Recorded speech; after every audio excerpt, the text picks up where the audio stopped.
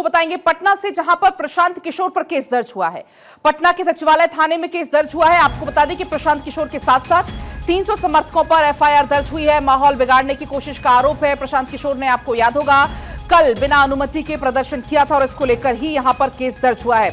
दरअसल ये आपकी टीवी स्क्रीन पर कल की तस्वीरें हैं, जब जन स्वराज के कार्यकर्ता प्रशांत किशोर के नेतृत्व में सड़क पर उतरे, उस दौरान की तस्वीरें हैं। इस दौरान जन स्वराज के कार्यकर्ता बिहार विधानसभा को घेरने की तैयारी में थे। इस दौरान जन स्वराज के कार्यकर्ताओं पर पटना में पुलिस ने लाठियां भी चटकाई और ये पुलिस की कार्रवाई का वीडियो भी सामने आया था। वो तस्वीरें भी हमने देखी थी। फिलहाल आप इन तस्वीरों में देखिए कैसे कि पुलिस के द्वारा इनको रोकने की कोशिश भी की जा रही थी। हालांकि ये तस्वीरें हैं, इसके बाद अब जानकारी है कि प्रशांत किशोर समेत कुल 300 समर्थकों के खिलाफ एफआईआर दर्ज हुई है। हालांकि कार्यकर्ताओं पर जब लाठीचार्ज हुआ, प्रदर्शन में शामिल प्रशांत किशोर ने इस दौरान ये कहा कि ये जंग की शुरुआत है। उनकी तरफ से कहा गया कि ये लोग हमें दबाना चाहते हैं, जनता बदलाव चाहती है। प्रशांत किशोर ने यह भी कहा कि हम ऐसा जवाब देंगे कि पूरा बिहार देखेगा। तो ये प्रशांत किशोर की तरफ से कल कहा गया था और अब इसमें जानकारी है कि प्रशांत किशोर समेत कुल 300 समर्थकों के खिलाफ एफआईआर दर्ज हुई है। माहौल बिगाड़ने की कोशिश के आरोप में यह एफआईआर दर्ज हुई है। आपको बता दें कि बिहार विधानसभा का फिलहाल मॉनसून सत्र चल रहा है और ऐसे में मॉनसून सत्र के दौरान विधानसभा में पक्ष और विपक्ष के विधायक दोनों ही मौजूद हैं। मॉनसून सत्र को देखते हुए हालांकि विधानसभा और उसके आसपास की सुरक्षा व्यवस्था कड़ी की गई है और जन स्वराज के तमाम ये जो कार्यकर्ता है वो पटना एयरपोर्ट के रास्ते विधानसभा तक पहुंचकर घेराव करने की तैयारी में थे। अस्मित इसी बीच हमारे साथ जुड़ गए हैं ज्यादा जानकारी लेकर।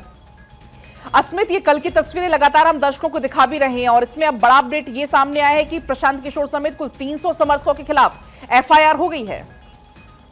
नहीं, बिल्कुल। देखिए, प्रशांत किशोर कल जन स्वराज के सूत्रधार भी हैं और वो पूरे कार्यकर्ताओं को लेकर के अपनी 3 प्रमुख मांगों को देखते हुए विधानसभा घेराव की बात कही थी और प्रशांत किशोर अपने शेखपुरा वाले आवास से निकले भी थे हजारों कार्यकर्ताओं के साथ। वो पटना एयरपोर्ट के रास्ते होते हुए जैसे ही विधानसभा की तरफ जा रहे थे, पुलिस ने वहीं बैरिकेड कर उनके पूरे समर्थकों को और खुद प्रशांत किशोर को भी रोक दिया।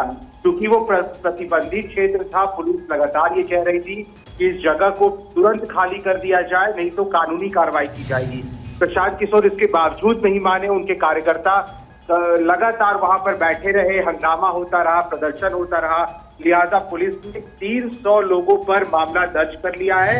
इस तरीके से पुलिस ने हालात पर काबू पाया था। बहुत मुश्किल हुआ था, बड़ी मशक्कत के बाद सभी को वहां से हटाया गया था। लेकिन कल देर रात प्रशांत किशोर के साथ साथ 300 लोगों पर मामला दर्ज कर लिया गया है। मामला विभिन्न धाराओं में दर्ज किया गया है और चूंकि उन लोग नहीं मान रहे थे, इसलिए एक-एक लोगों की पहचान की गई है और सबके ऊपर मामले दर्ज किए गए। इससे अब प्रशांत किशोर और उनकी कार्यकर्ताओं की मुश्किलें बढ़ेंगी। लेकिन इसमें दूसरी तरफ चिराग पासवान ने जैसे ही प्रशांत किशोर की तारीफ की, तो ऐसे में और ज्यादा सियासी हलचल हो गई है अब बिहार की सियासत में। नहीं, बिल्कुल। देखिए, इस बार एनडीए और महागठबंधन की ही लड़ाई नहीं है। इस बार देखिए, चिराग पासवान खुद कह रहे हैं कि वो अलग से मैदान में उतारेंगे अपने उम्मीदवार। साथ ही प्रशांत किशोर की एंट्री हो गई है।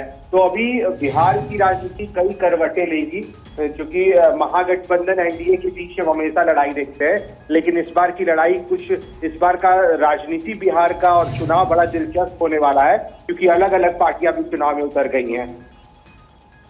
ठीक है स्मित, बहुत शुक्रिया आपका पूरी जानकारी साझा करने के लिए।